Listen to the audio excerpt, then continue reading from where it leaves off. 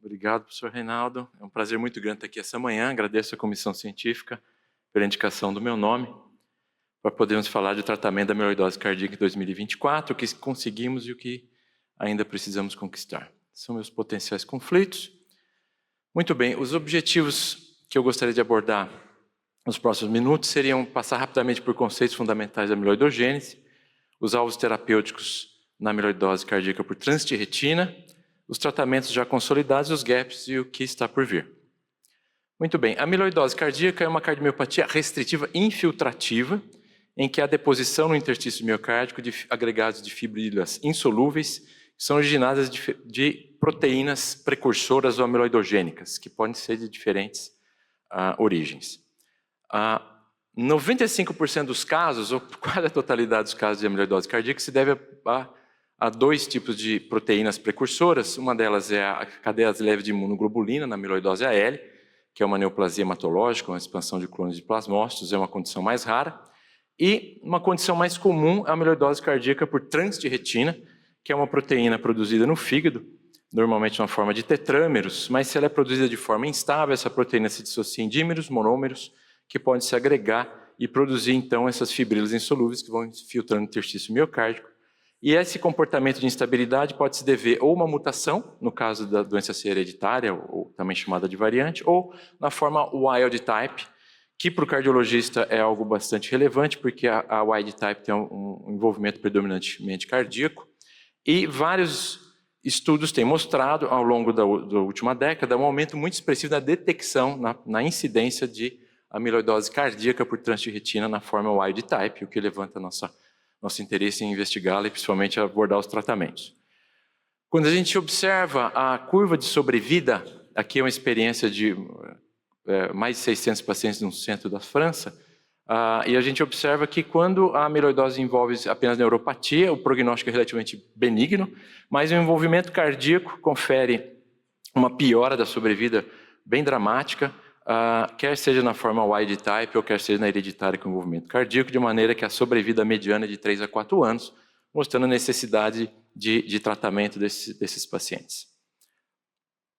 Muito bem, para que nós possamos identificar quais os alvos terapêuticos e podemos falar das terapias já existentes e as futuras, a gente costuma usar essa que a gente chama de cascata da amiloidose, cascata amiloidogênica, em que a proteína é produzida no fígado, a trânsito de retina, e que se ela for produzida de forma instável, ela vai dissociando até formar monômeros e criando então essas fibrilas que vão depositando.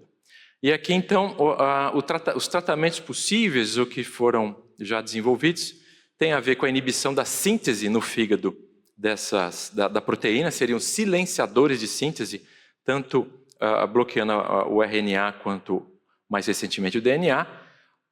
Outros medicamentos são aqueles que podem estabilizar esses tetrâmeros, ancorar os tetrâmeros para impedir que eles se dissociem e entrem nessa cascata de dissociação até as fibrilas. E mais recentemente a possibilidade de agir potencializando a degradação e reabsorção dessas fibrilas amiloides. Muito bem. Nesse lado esquerdo da cascata, próximo à produção e estabilização, já existem trials randomizados, multicêntricos, mostrando o efeito ou o benefício de medicamentos como o estabilizador de tetrâmeros, como o tafamides e o AG10, que é o acuramides, e também de produtos baseados em RNA de interferência, como o patiziran. E então eu vou começar a falar inicialmente do tafamides, que é um estabilizador de tetrâmero, que foi o primeiro trial, a primeira droga que se veio no cenário de tratamento mundial. O tafamides é uma pequena molécula que ele se liga no sítio de ligação da própria tiroxina, que é transportada pela trânsito de retina, ancorando 2 dímeros, de maneira que fazendo esse ancoramento ele puxa essa cadeia de dissociação para a esquerda, estabilizando a proteína e diminuindo de maneira efetiva a formação das fibrilas, que então reduzindo ou impedindo a deposição nos tecidos. O estudo clínico que mostrou a eficácia, a aplicação dessa droga, foi o estudo ATTRACT, que foi publicado em 2018. Nesse estudo, pouco mais de 400 pacientes adultos com cardiomiopatia por trânsito de retina e insuficiência cardíaca documentada, classificação 1 a 3, BNP elevado, foram randomizados para usar tafamides ou placebo, e o desfecho primário foi mortalidade geral e hospitalização cardiovascular.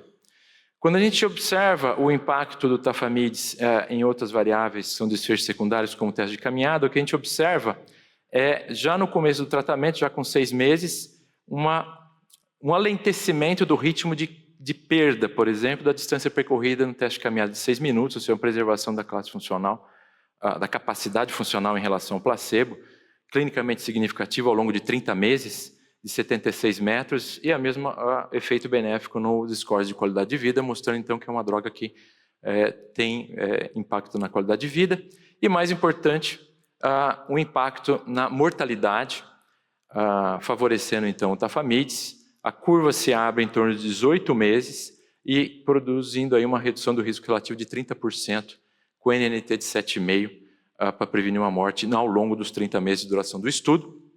E esses resultados consistentes levaram à aprovação pela Anvisa no Brasil, é o único tratamento até hoje aprovado pela Anvisa da cardiomiopatia amiloide, é o tafamides. E agora, mais recentemente, esse mês passado, né, hoje é 1º de junho, houve pela Conitec um parecer favorável à incorporação para tratamento da cardiomiopatia amiloide do tafamides ácido livre na dose de 61 miligramas, que é equivalente à dose de 80 miligramas. Então, a gente espera que, num futuro bem próximo, a gente tenha essa medicação disponível no SUS para tratar os nossos pacientes. Em relação a estudo de função cardíaca, o que chama atenção, esse é um estudo publicado esse ano, comparado com placebo, que se observa que o tafamides produz uma menor queda da fração de ejeção ao longo de 30 meses, menor diminuição do volume sistólico, e também do strain longitudinal global, mostrando então um benefício de alentecer ou reduzir o grau de progressão da cardiomiopatia estrutural, mas mostrando também de qualquer forma que a doença continua progredindo de forma lenta, então não há reversão, mas um alentecimento da progressão da disfunção e da cardiopatia estrutural com o uso dessa medicação. Uma outra medicação que foi objeto de estudo mais recente é o acoramidis, que é o AG10, que é outro estabilizador. Ele simula a ação de uma mutação hiperestabilizante, que é a T119. Foi testado num estudo chamado Attributes-CM, foi publicado também recentemente, foi esse ano. Os pacientes eram randomizados para usar o acoramidis ou a placebo, na razão 2:1. Os critérios de inclusão parecidos com o do ATTRACT.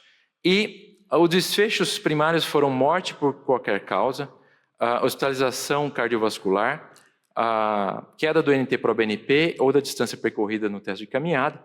E nessa análise, então, hierárquica desses desfechos, houve um P significativo, mostrando aí um win rate de 1,8, favorecendo o acoramidis.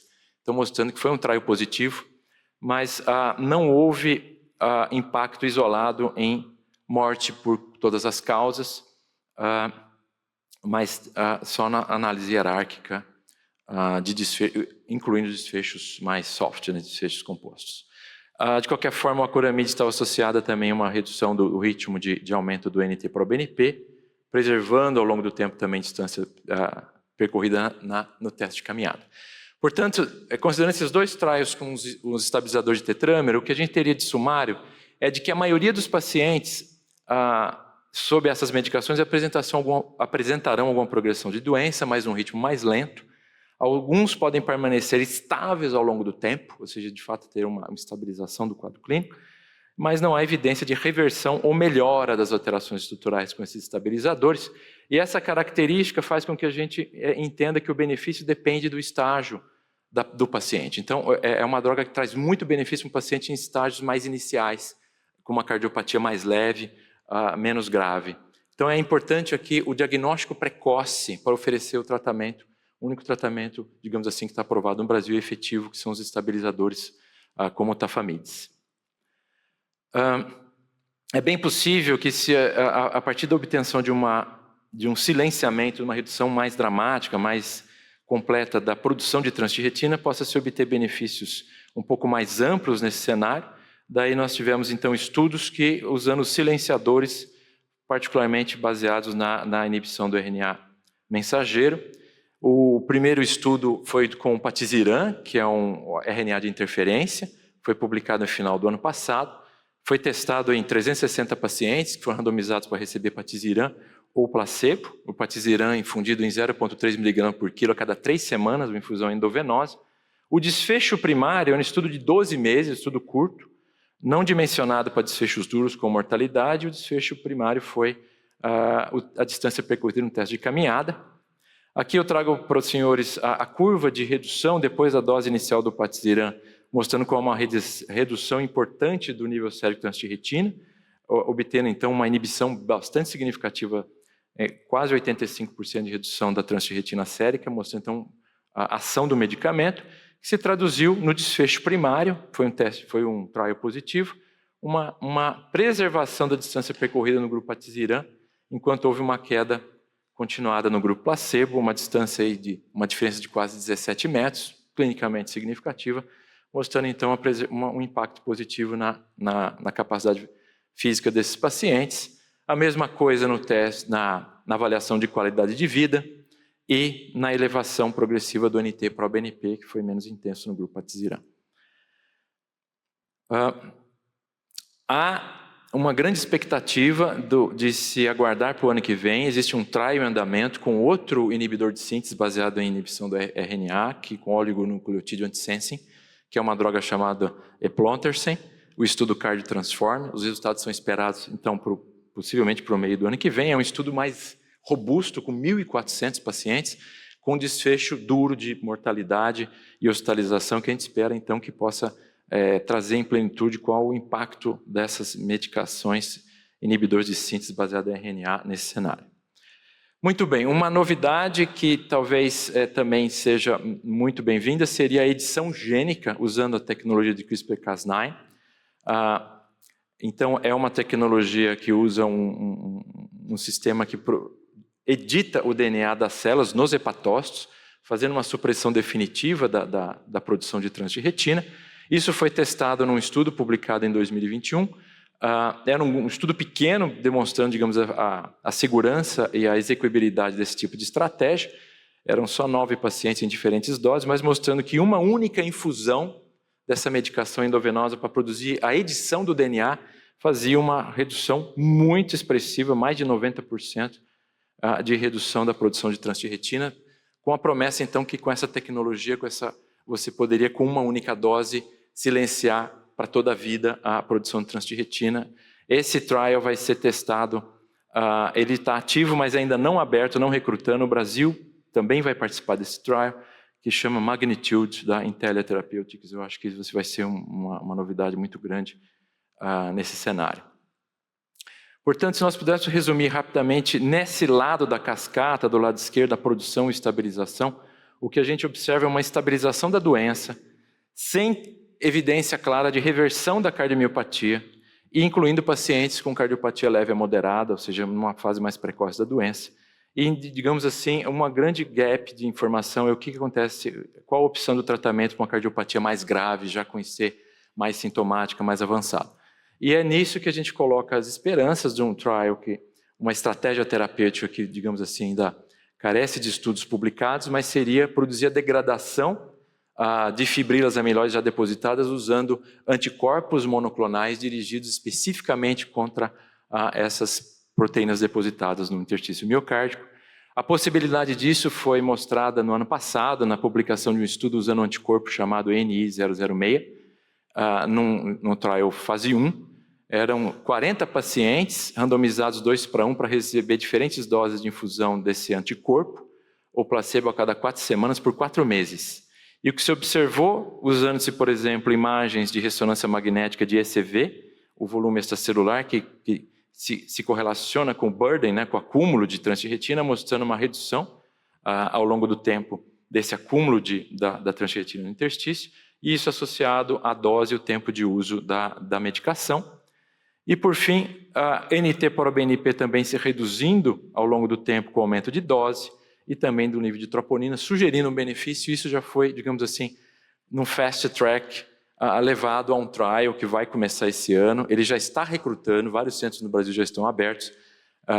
Esse estudo vai chamar Depleter-CM, então o depletador na cardiomiopatia amiloide, e esse estudo, digamos assim, ele é o primeiro focado num paciente de perfil clínico mais grave, para que a gente possa ter o que ofertar para esse espectro de pacientes com cardiomiopatia.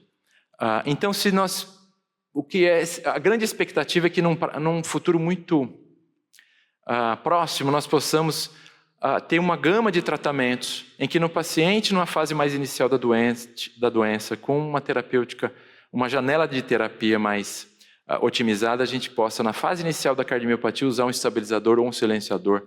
Se o paciente progride a doença ou já tem uma cardiopatia um pouco mais instalada, poder associar medicamentos, ou na cardiopatia mais avançada, usar o depletador para extrair a fibrila amiloide e poder reverter a cardiomiopatia estrutural, garantindo uma melhor sobrevida e evolução para esses pacientes. Eu acho que esse cenário está se montando, existe uma grande expectativa, no prazo curto a gente tem essas drogas e a gente possa usar para os nossos pacientes para essa doença tão grave como a amiloidose. Esse é o grupo do Centro de Investigação em Amiloidose de Ribeirão Preto. Eu agradeço muito a atenção de todos.